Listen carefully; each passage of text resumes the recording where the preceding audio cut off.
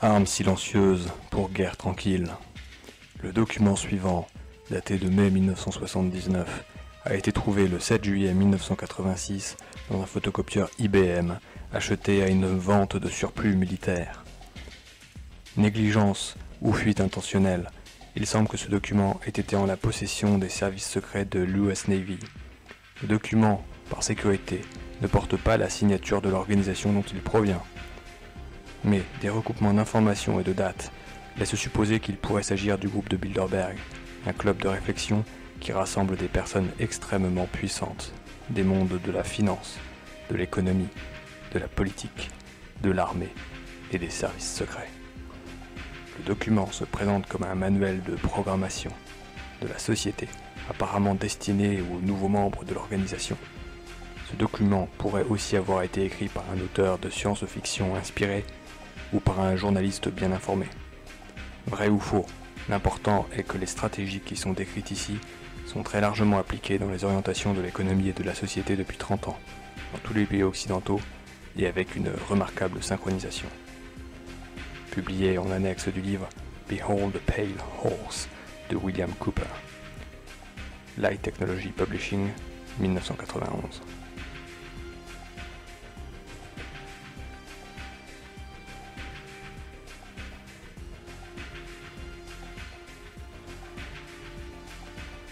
Top Secret. Silent Weapons for Quiet Wars. Armes silencieuses pour guerre tranquille. An Introductory Programming Manual. Operations Research Technical Manual. Bienvenue à bord. Cette publication marque le 25e anniversaire de la Troisième Guerre mondiale, appelée guerre tranquille, et conduite en utilisant des armes biologiques subjectives, qualifiées d'armes silencieuses. Sécurité. Il est manifestement impossible de parler d'engineering social ou d'automatisation d'une société, engineering des systèmes d'automatisation sociale ou armes silencieuses, sur une échelle nationale ou internationale sans impliquer de vastes objectifs de contrôle social et de destruction de la vie humaine, c'est-à-dire d'esclavage et de génocide. Ce manuel est en lui-même une déclaration d'intention de ce type.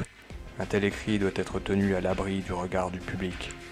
Autrement, il pourrait être reconnu comme une déclaration formelle et technique de guerre intérieure. De plus, dans le cas où une personne ou un groupe de personnes dans une position de pouvoir importante utiliserait une telle connaissance et une telle méthodologie pour la conquête économique, il doit être compris qu'un état de guerre intérieure existe alors entre ce groupe de personnes et le public.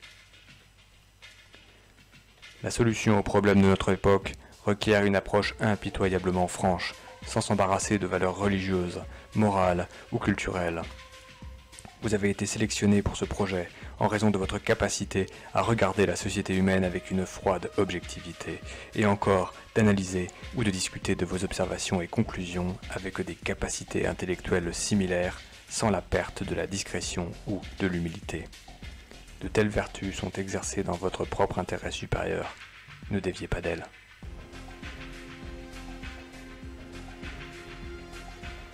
Introduction historique.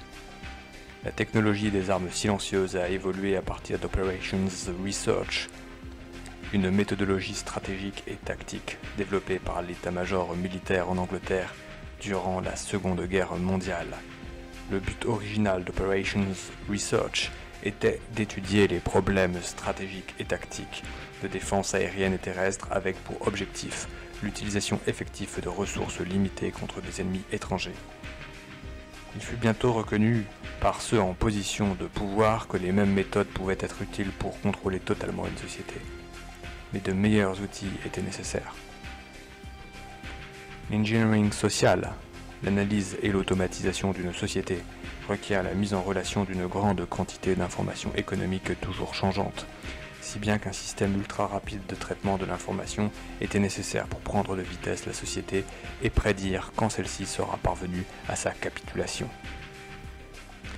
Les calculateurs à relais étaient trop lents, mais l'ordinateur électronique inventé en 1946 par J. Presper Eckert et John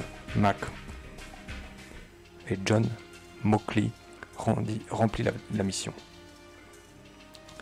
L'étape décisive suivante fut le développement d'une méthode de programmation par ligne en 1947 par le mathématicien George Dantzig.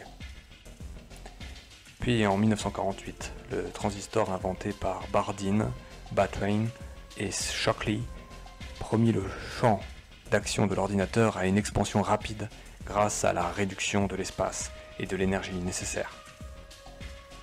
Avec ces trois inventions sous leur direction, ceux qui étaient en position de pouvoir pressentirent fortement qu'il était possible pour eux de contrôler l'ensemble du monde en appuyant sur un bouton. Immédiatement, la fondation Rockefeller mit ceci en application en subventionnant un cycle d'études de 4 ans au Harvard College, fondant le Harvard Economic Research Project pour étudier la structure de l'économie américaine. Un an plus tard, en 1949, l'US Air Force se joignait au projet. En 1952, la période d'études se termina et une rencontre à haut niveau de l'élite était conduite pour déterminer la prochaine phase des recherches en opérations sociales. Le projet Harvard avait été très fructueux et quelques-uns de ses résultats furent publiés en 1953, suggérant la possibilité d'un engineering socio-économique. Avec la fusion nucléaire en 1954, la promesse de sources d'énergie illimitées à partir de l'hydrogène lourd de l'eau de mer et en conséquence la disponibilité d'un pouvoir social illimité était une possibilité éloignée de seulement quelques décennies. La combinaison était irrésistible. La guerre tranquille fut tranquillement déclarée par l'élite internationale lors d'une rencontre tenue en 1954. Bien que le système des armes silencieuses fût presque conçu 13 ans plus tôt, l'évolution de ce nouveau système d'armes n'a jamais souffert de revers ou de contretemps majeurs. Ce volume marque le 25e anniversaire du début de la guerre tranquille. D'ores et déjà, cette guerre intérieure a remporté beaucoup de victoires sur beaucoup de fronts à travers le monde. Introduction politique. En 1954, il fut bien reconnu par ceux en position de pouvoir que ce n'était qu'une question de temps, seulement quelques décennies, avant que le public ordinaire soit capable d'atteindre et de renverser le berceau du pouvoir, avant que les éléments essentiels de la nouvelle technologie des armes silencieuses soient accessibles pour une utopie publique comme elles le sont pour fournir une utopie privée. La question de première importance, celle de la dominance, tourna autour du sujet des sciences de l'énergie. L'énergie est reconnue comme la clé de toutes les activités sur Terre. Les sciences naturelles sont l'étude des sources et du contrôle de l'énergie naturelle, et les sciences sociales exprimées théoriquement à travers l'économie sont l'étude des sources et du contrôle de l'énergie sociale. Toutes deux sont des systèmes de comptabilisation des mathématiques. Par conséquent, les mathématiques sont la première science de l'énergie. Toute science est essentiellement un moyen vers un but. Le moyen est la connaissance, le but est le contrôle. Au-delà de ceci demeure une seule question. Qui sera le bénéficiaire ? En 1954, tel fut le sujet de préoccupation majeure. Bien que les soi-disant questions morales furent soulevées du point de vue de la loi de sélection naturelle, il fut admis qu'une nation ou qu'une population mondiale qui n'utiliserait pas son intelligence ne serait pas meilleure que des animaux qui n'ont pas d'intelligence. De telle sorte sont des bêtes d'élevage par choix et consentement. En conséquence, dans l'intérêt du futur ordre mondial, de sa paix et de sa tranquillité, il fut décidé de mener une guerre tranquille contre le public américain, avec pour ultime objectif de déplacer l'énergie sociale et naturelle de la masse indisciplinée et irresponsable vers les mains de quelques chanceux autodisciplinés et responsables. Afin d'atteindre cet objectif, il était nécessaire de créer, de protéger et d'utiliser de nouvelles armes qui, comme l'avenir le vérifiera, étaient un type d'armes si subtiles et sophistiquées dans leur principe de fonctionnement et leur apparence publique qu'elles obtinrent le nom d'armes silencieuses. En conclusion, l'objectif de la recherche économique, telle qu'elle est conduite par les dirigeants du capital et des industries de biens et services, est l'établissement d'une économie totalement prévisible et manipulable. Afin de parvenir à une économie totalement prévisible, les éléments des classes inférieures de la société doivent être amenés à un contrôle total. c'est-à-dire doit être mise à la rue, placée sous un joug et assignée à un devoir social à long terme depuis le plus jeune âge, afin qu'ils aient une opportunité de se poser des questions sur la propriété de la matière. Afin de parvenir à une telle conformité, la cellule familiale des classes inférieures doit être désintégrée au moyen d'un processus d'augmentation des préoccupations des parents. La qualité de l'éducation donnée aux classes inférieures doit être de la plus pauvre sorte, de telle sorte que le fossé de l'ignorance qui isole les classes inférieures des classes supérieures soit et demeure incompréhensible par les classes inférieures. Avec un tel handicap initial, même de brillants éléments des classes inférieures n'ont que peu d'espoir de s'extirper du lot qui leur a été assigné dans la vie. Cette forme d'esclavage est essentielle pour maintenir un certain niveau d'ordre social, de paix et de tranquillité pour les classes supérieures dirigeantes. Introduction descriptive des armes silencieuses. Tout ce qui est attendu d'une arme ordinaire est attendu d'une arme silencieuse par ses créateurs, mais seulement dans sa manière de fonctionner. Elle tire des situations au lieu de balles, propulsées par le traitement des données au lieu d'une réaction chimique, tirant leur origine d'octets d'informations au lieu de grains de poudre, à partir d'un ordinateur au lieu d'un fusil, manipulée par un programmeur d'ordinateur au lieu d'un tireur d'élite, sous les ordres d'un banquier au lieu d'un général d'armée. Elle ne produit pas de bruit d'explosion évident, ne cause pas de dommages physiques ou mentaux évidents et n'interfère pas de façon évidente avec la vie quotidienne sociale de chacun. Elle produit pourtant un immanquable bruit, cause d'immanquables dommages physiques et mentaux, et interfère de façon immanquable avec la vie sociale quotidienne, ou plutôt immanquable pour un observateur entraîné, pour celui qui sait quoi regarder. Le public ne peut pas comprendre cette arme, et donc ne peut pas croire qu'il est attaqué et soumis par une arme. Le public peut instinctivement sentir que quelque chose ne va pas, mais en raison de la nature technique de l'arme silencieuse, il ne peut pas exprimer son sentiment d'une façon rationnelle ou prendre en main le problème avec intelligence. Par conséquent, il ne sait pas comment crier à l'aide et ne sait pas comment s'associer avec d'autres pour se défendre.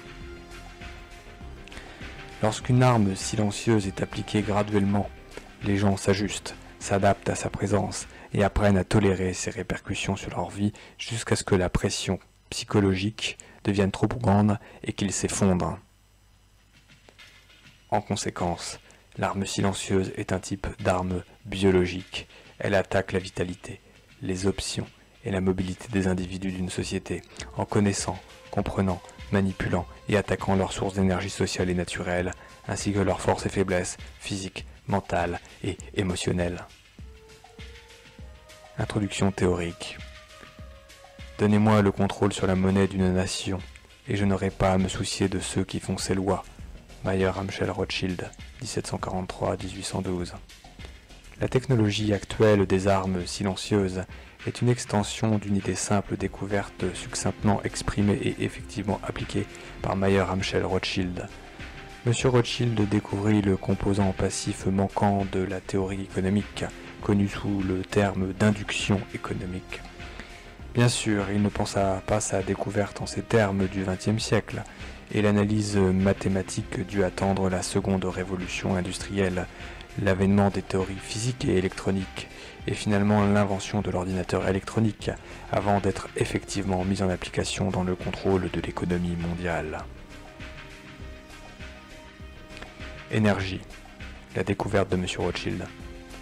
Ce que M. Rothschild avait découvert était le principe de base du pouvoir, de l'influence et du contrôle sur les gens tel qu'il est appliqué à travers l'économie.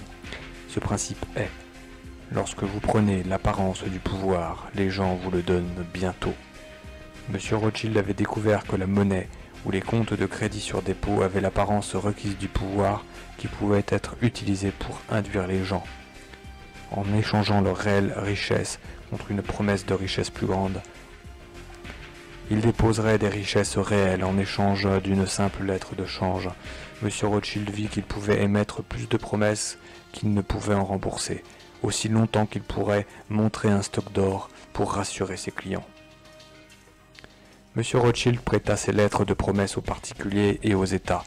Cela devait créer une confiance excessive, après quoi il rendrait l'argent plus rare, resserrerait le contrôle du système et collecterait les avoirs contractuellement garantis. Le cycle fut ensuite répété. Ces pressions pourraient être utilisées pour initier une guerre. Il aurait ensuite le contrôle de la disponibilité de la monnaie pour déterminer le vainqueur de la guerre. Le gouvernement qui accepterait de lui donner le contrôle de son économie obtiendrait son soutien. Le remboursement des dettes serait assuré par l'aide économique à l'ennemi de l'emprunteur. Le profit généré par cette méthode économique permit à M. Rothschild de multiplier sa fortune. Il découvrit que l'avidité du public permettrait à la monnaie d'être imprimée par le gouvernement au-delà des limites de remboursement en métal précieux ou en production de biens et services. Dans un tel système, le crédit, présenté sous une forme appelée monnaie, a l'apparence du capital, mais n'est en fait que du capital négatif, du découvert. Extérieurement, cela a l'apparence de la production de services, alors que ce n'est en réalité que de la dette, de l'endettement. C'est donc une inductance économique ou incitation économique au lieu d'une capacitance économique, capacité de production réelle. Et faute d'être équilibré d'une autre façon, cela doit être équilibré par la destruction de populations. Guerre, génocide. La totalité des biens et services représente le capital réel, appelé production nationale brute, produit national brut, et la monnaie peut être imprimée à un niveau équivalent en continuant de représenter la capacitance économique, mais la monnaie imprimée au-delà de ce niveau est soustractive, introduit de l'inductance économique et constitue des notes de créance et de l'endettement. La guerre est donc l'équilibre du système obtenu en tuant les vrais créditeurs. Le public à qui on a dit d'échanger ses véritables valeurs contre de la monnaie surévaluée, et en ayant recours à tout ce qui reste des ressources de la nature et de la régénération de ces ressources. M. Rothschild avait découvert que la monnaie lui donnait le pouvoir de réarranger la structure économique à son propre avantage, de déplacer l'inductance économique vers celle des positions économiques qui encourageraient la plus grande instabilité économique ou oscillation. La clé finale du contrôle économique dut attendre qu'il y eût suffisamment de données et un équipement informatique rapide pour garder un regard rapproché sur les oscillations économiques créées par le price shocking et l'excès d'énergie sous forme de crédit papier, inductance, surinflation. Découverte décisive. Le champ de l'industrie aéronautique fournit la plus grande évolution en engineering économique par la voie de la théorie mathématique du shock testing. Dans ce procédé, un projectile est tiré à partir d'un avion vers le sol et l'impulsion du recul est mesurée par des capteurs de vibration disposés sur la carlingue et branchés à des graphes enregistreurs.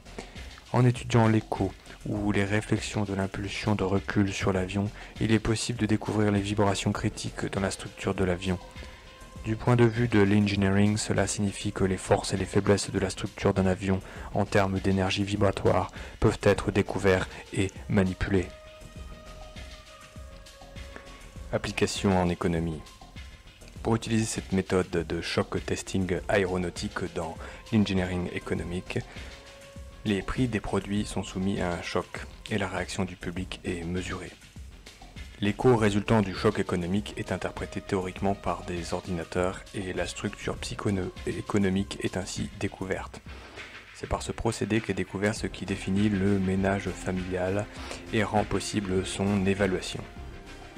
Dès lors, la réponse du ménage au choc futur peut être prédite et manipulée, et la société devient alors un animal bien régulé avec ses reins sous le contrôle d'un système sophistiqué de comptabilité de l'énergie sociale régulée par ordinateur. Finalement, chaque élément individuel de la structure en vient à être sous le contrôle d'un ordinateur à travers la connaissance des préférences personnelles.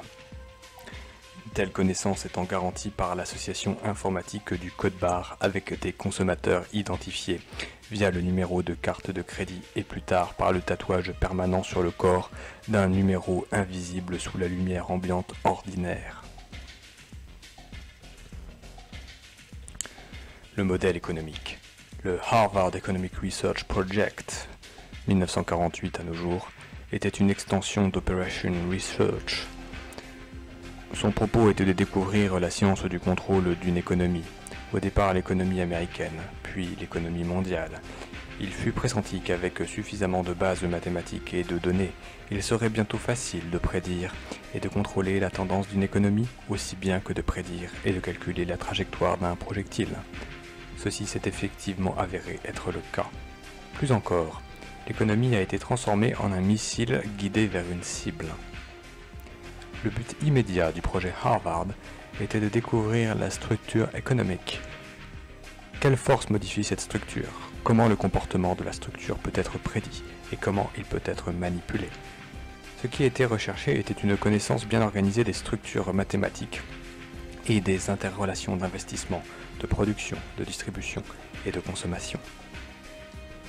Pour faire un résumé de tout cela, il fut découvert qu'une économie obéissait aux mêmes lois que l'électricité et que toutes les théories mathématiques, ainsi que le savoir-faire pratique et informatique développé dans le domaine électronique, pouvaient être directement appliqués dans l'étude de l'économie.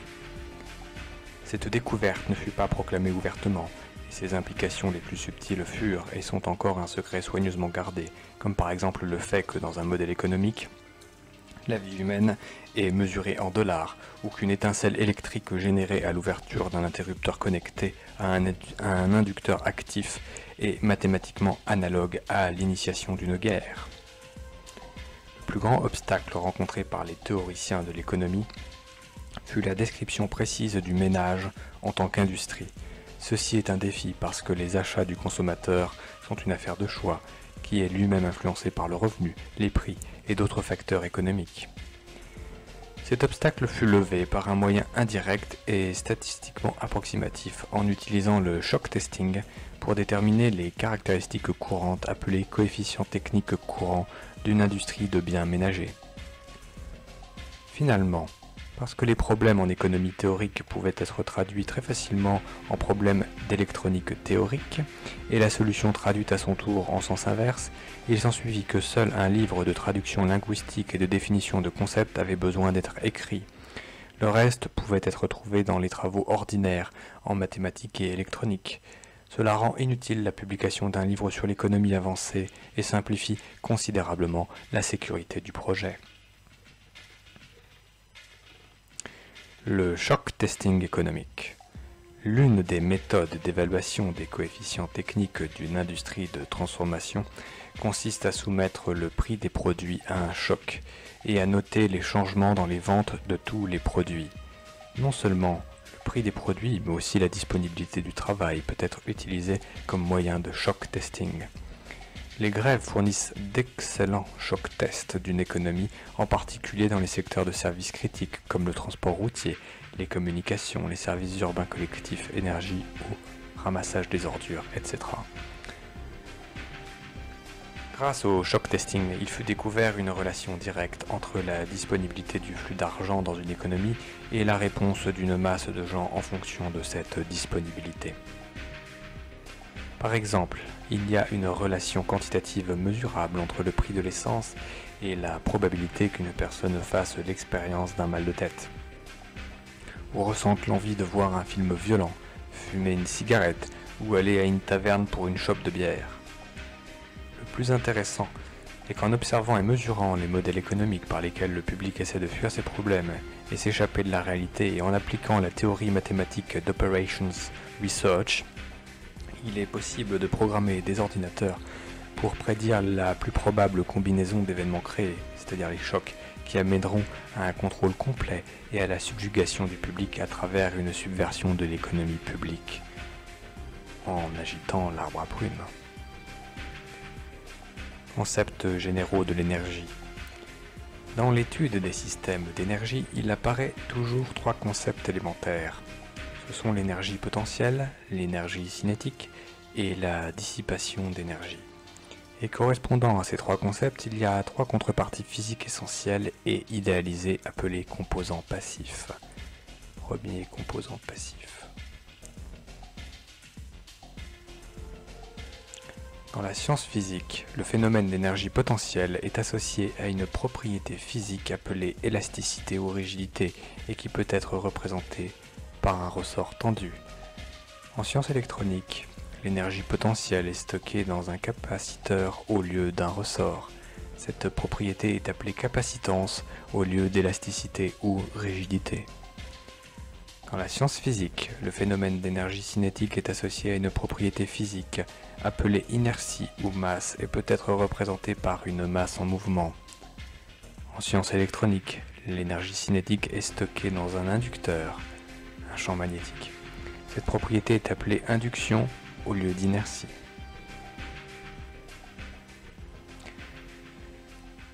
Dans la science physique, le phénomène de dissipation énergétique est associé à une propriété physique appelée friction ou résistance et qui peut être représentée par un appareil convertissant l'énergie en chaleur. En science électronique, la dissipation d'énergie est produite par un élément appelé résistance ou conducteur. Cette propriété est appelée résistance ou conductance. La fameuse puce électronique RFID. En économie, ces trois concepts énergétiques sont associés de la façon suivante. Capacitance économique, capital, c'est-à-dire argent, stock à l'inventaire, investissement immobilier ou en valeur durable, etc.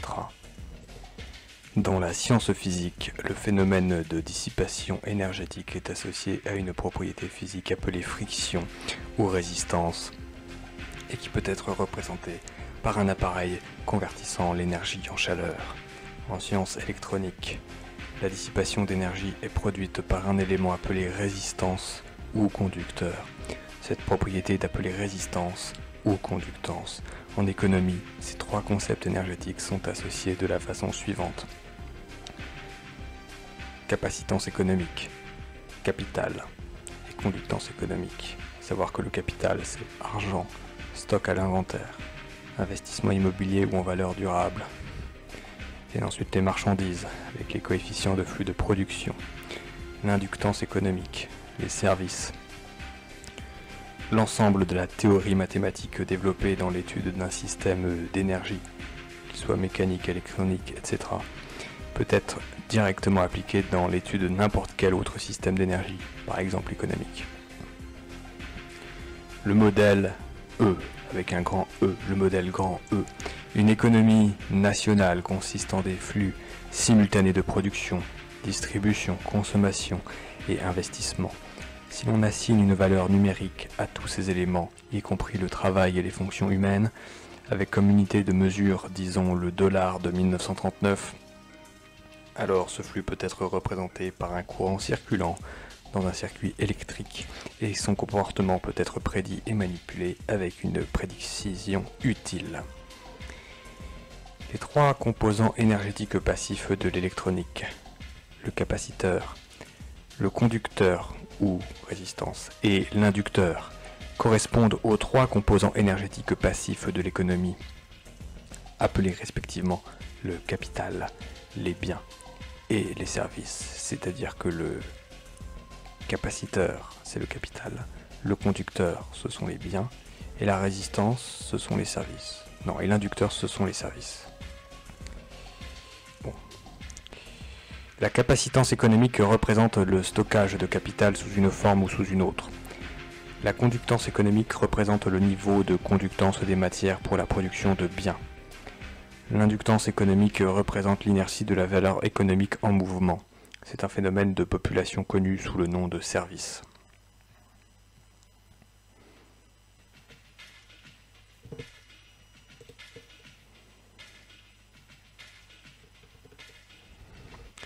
L'inductance économique. Un inducteur électrique a un courant électrique comme premier phénomène et un champ magnétique comme second phénomène, inertie. Correspondant à cela, un inducteur économique a un flux de valeur économique comme premier phénomène et un champ de population comme second phénomène d'inertie. Quand le flux de valeur économique, c'est-à-dire l'argent, diminue, le champ de population humaine disparaît dans le but de permettre à la valeur économique de continuer à circuler. Cas extrême, la guerre. L'inertie du public est le résultat des habitudes de consommation du standard de vie désiré et il s'agit généralement d'un phénomène d'auto-préservation. Facteurs inductifs à considérer. Il y en a 3. Population, magnitude des activités économiques du gouvernement, méthode de financement de ces activités du gouvernement, confère Peter Paul Principron, inflation de l'économie.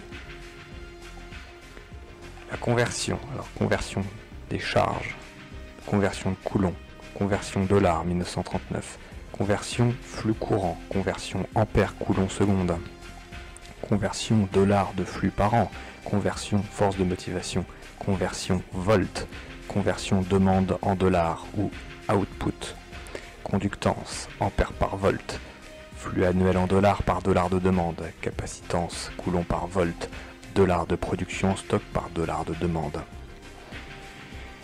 Introduction aux amplificateurs économiques.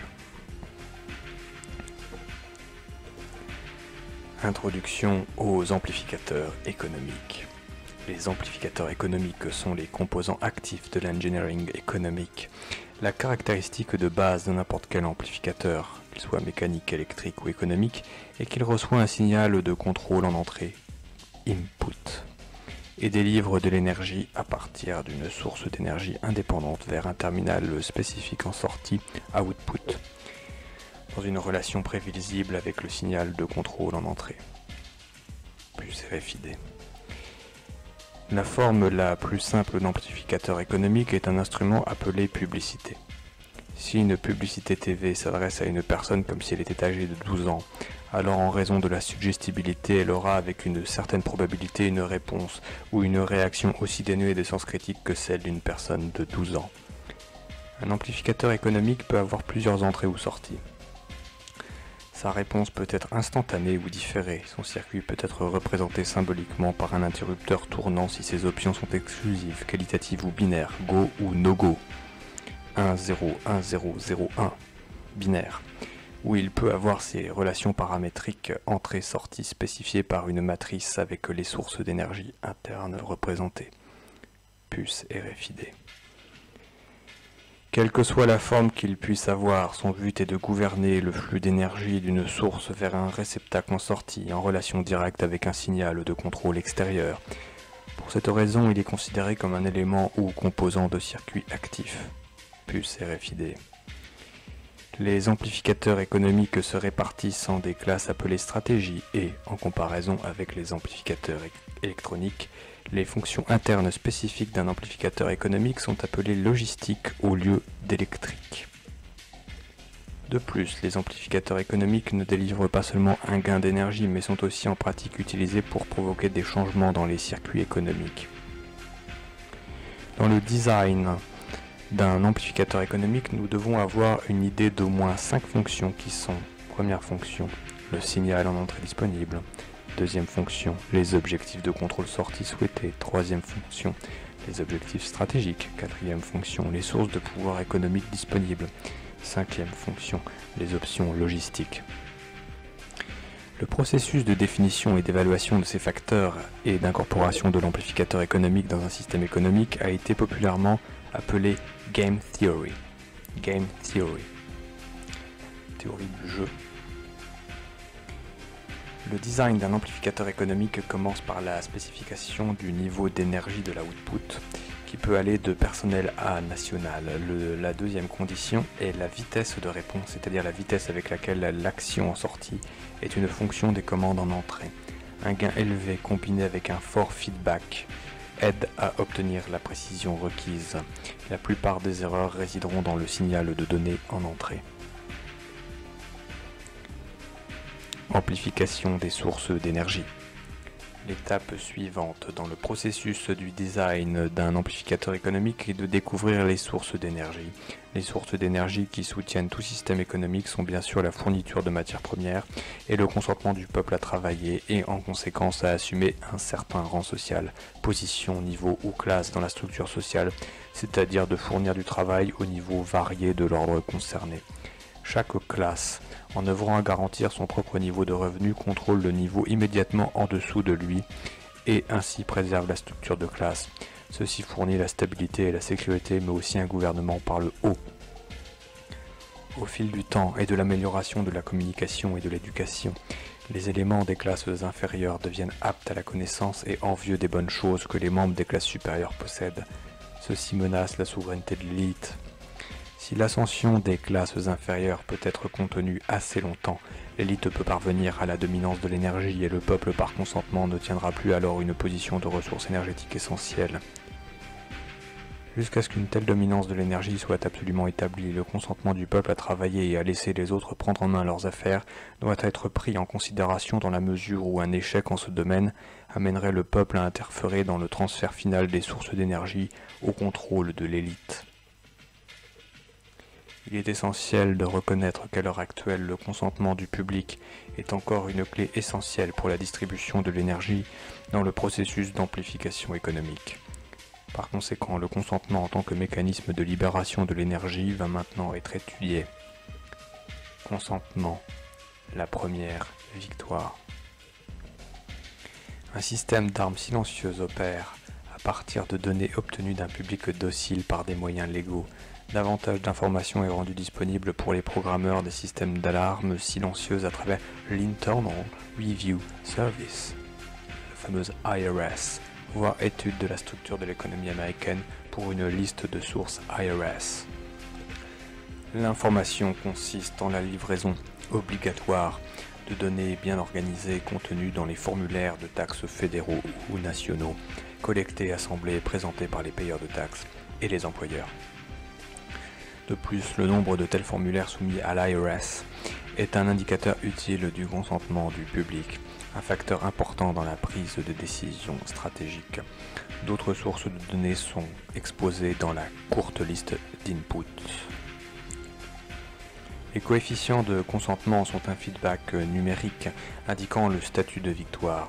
Base psychologique, 2 points. Quand le gouvernement est capable de collecter des taxes et de dimensionner la propriété privée sans juste compensation, c'est une indication que le public est mûr pour se rendre et consentir à sa mise en esclavage et à son asservissement légal. Un bon indicateur facilement quantifiable de temps plus dur à venir est le nombre de citoyens publics qui payent une taxe sur le revenu en dépit d'un manque évident de réciprocité ou de service honnête de la part du gouvernement. Diversion, la stratégie première. L'expérience a montré que la méthode la plus simple pour rendre efficace une arme silencieuse et gagner le contrôle du public est de maintenir le public ignorant des principes basiques des systèmes d'un côté, tout en le gardant dans la confusion désorganisée et distrait avec des sujets sans importance réelle de l'autre côté.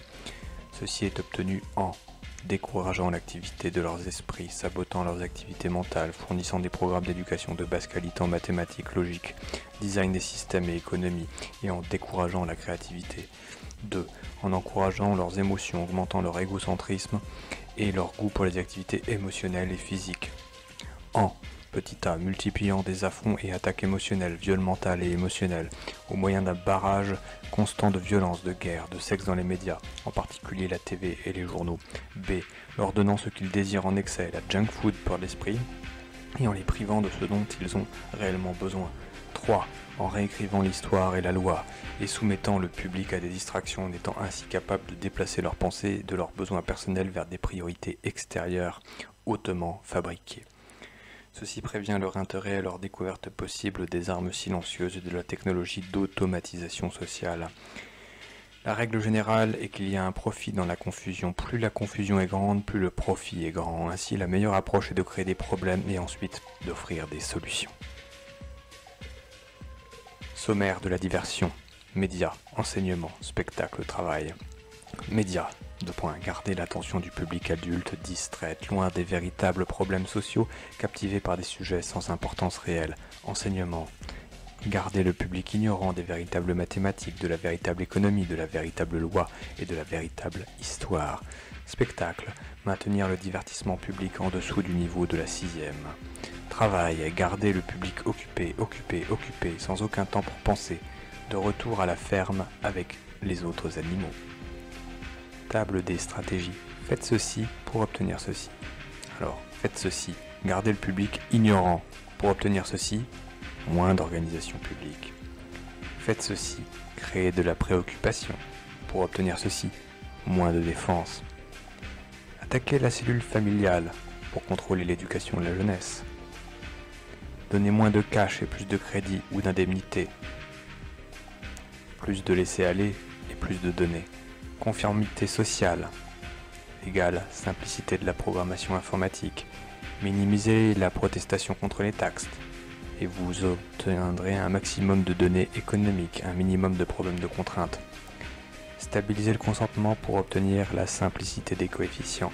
Établir des conditions cadres pour obtenir la simplicité des problèmes, la simplicité dans les solutions des équations différentielles. La justesse du timing pour avoir moins de décalage et de flou dans les données. Maximiser le contrôle pour avoir une résistance minimum au contrôle. Logistique. L'application avec succès d'une stratégie requiert une étude attentive des entrées, sorties de la stratégie reliant les entrées aux sorties et des sources d'énergie disponibles pour remplir cette stratégie. Cette étude est appelée logistique. Un problème logistique est étudié au niveau élémentaire d'abord, puis les niveaux de complexité plus grands sont étudiés en tant que synthèse des facteurs élémentaires. Cela signifie qu'un système donné est analysé, c'est-à-dire décomposé en ses sous-systèmes, ceux-ci étant à leur tour analysés jusqu'à ce que par ce processus on parvienne à l'atome logistique, c'est-à-dire l'individu. Courte liste en entrée, donc courte liste d'inputs. Questions auxquelles on doit répondre. Quoi, quand, où, comment, pourquoi. En fait, vous avez compris ici qu'il s'agissait de programmation. Donc c'est les inputs. Quoi, quand, où, comment, pourquoi, qui.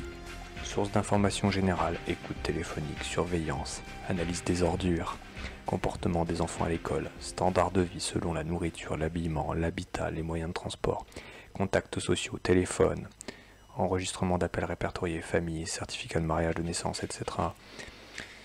Amis, associés, adhésion à des associations, affiliation politique, la trace de papier personnel, habitude personnelle d'achat, chèque bancaire, achat par carte de crédit marqué, association de la carte de crédit avec le code barre des produits, Universal Product Code, Universal Product Code, UPC, possession, c'est-à-dire les actifs, compte chèque, compte sur livret, dépôt dans un coffre de banque, business, automobile, action en bourse.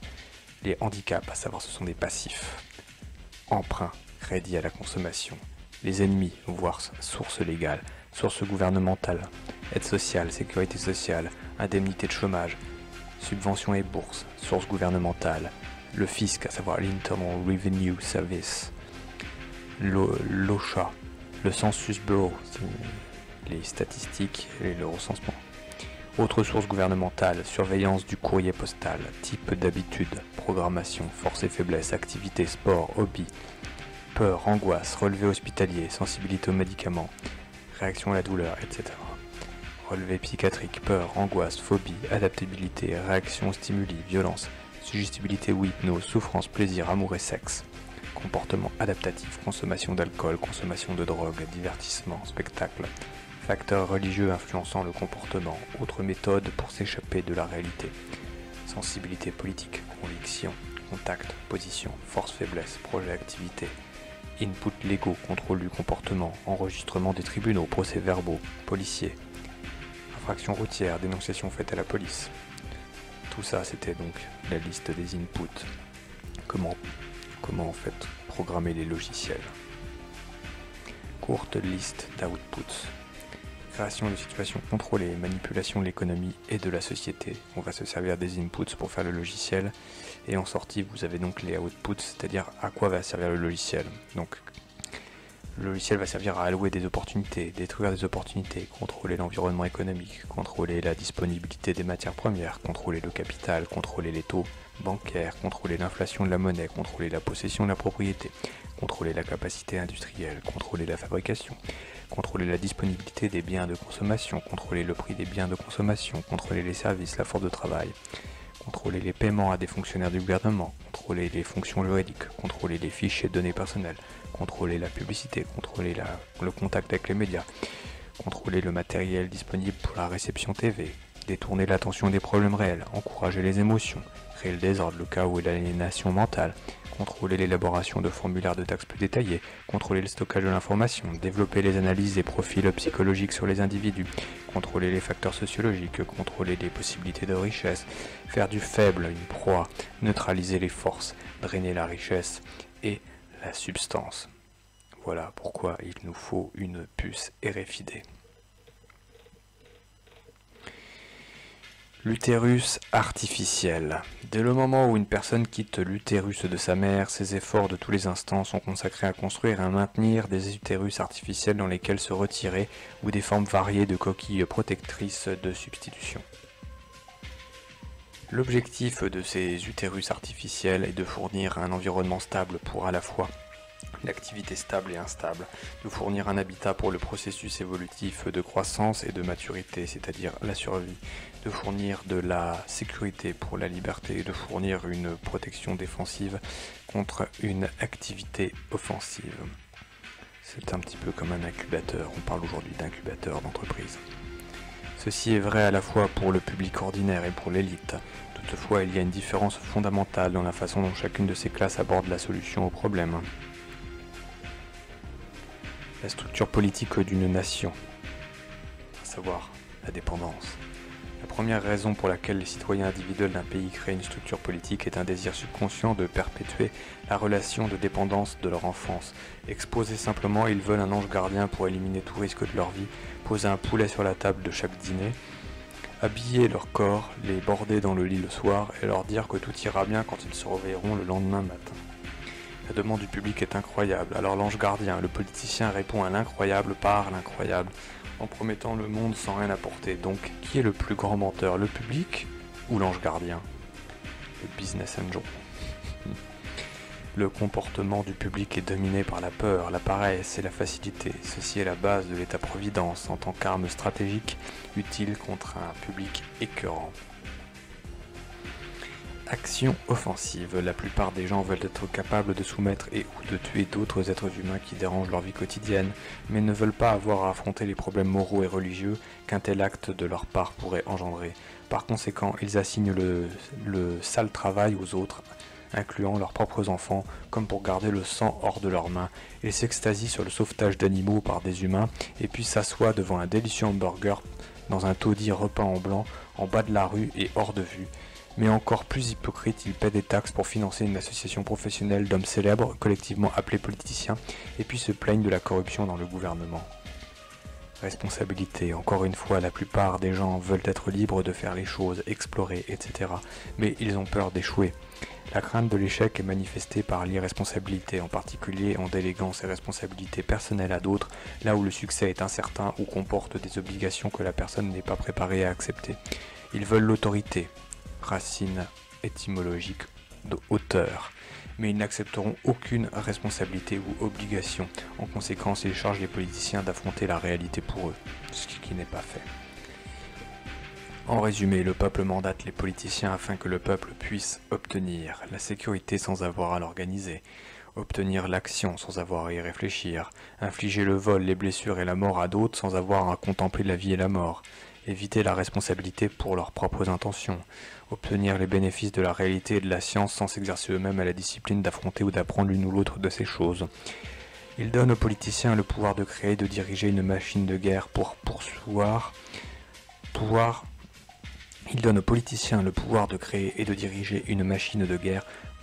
pourvoir à la survie de la nation, c'est-à-dire de l'utérus, empêcher l'empiètement de quoi que ce soit sur la nation, c'est-à-dire l'utérus, détruire les ennemis qui menacent la nation, c'est-à-dire l'utérus, détruire ceux des citoyens de leur propre pays qui ne se conforment pas au respect de la stabilité de la nation, c'est-à-dire de l'utérus.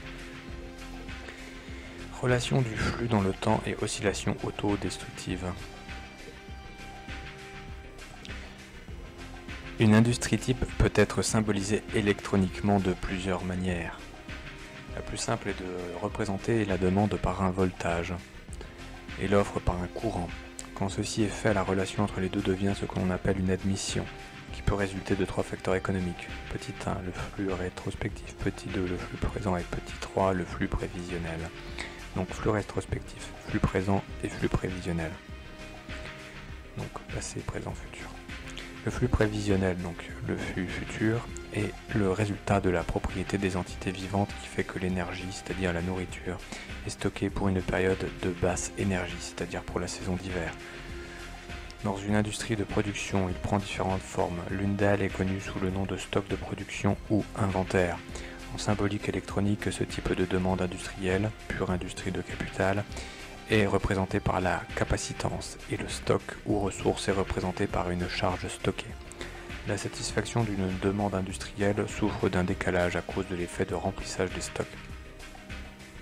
Le flux présent n'implique idéalement aucun délai et est à proprement parler de l'input du jour pour de l'output du jour, un flux de la main à la bouche, flux tendu.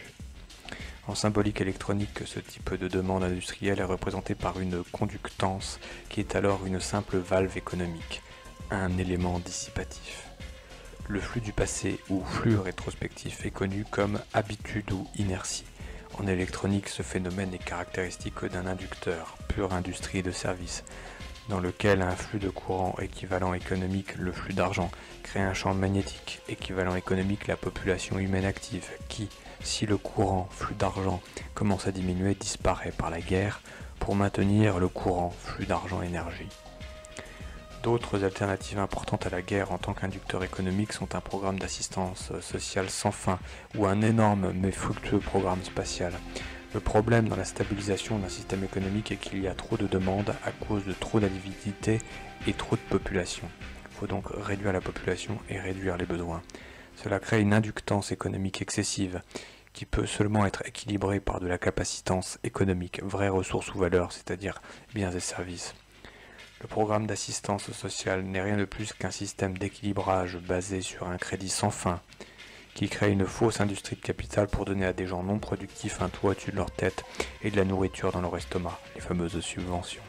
Cela peut être utile toutefois parce que les récipients deviennent la propriété de l'État, en retour pour le cadeau, une armée prête pour l'élite, les moutons dépendants des subventions. Ceux qui sont accrochés à la drogue économique doivent aller vers l'élite pour avoir une dose.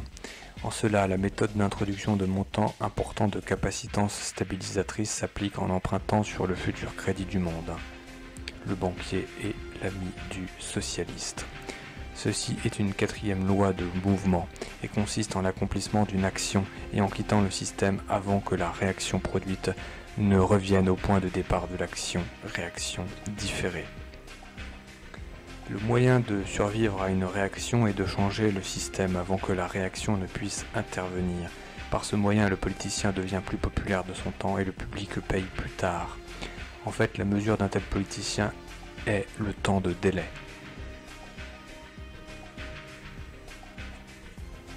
La même chose est accomplie par le gouvernement en imprimant de la monnaie au-delà des limites du produit national brut, un processus économique appelé inflation. Phénomène d'argent-dette.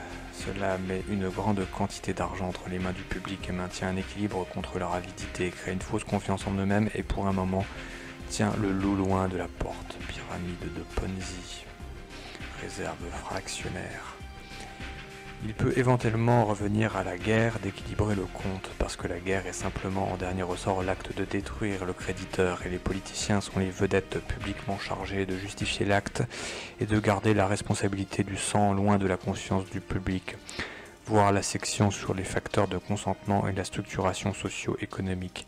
Si les gens se souciaient réellement de leur prochain, ils contrôleraient leurs appétits, à savoir avidité, procréation, etc., afin qu'ils puissent ne pas avoir à compter sur un crédit ou un système d'assistance sociale. Puisque la majorité du public ordinaire n'exercera pas une telle restriction, il n'y a que deux alternatives pour réduire l'inductance économique du système. Petit 1.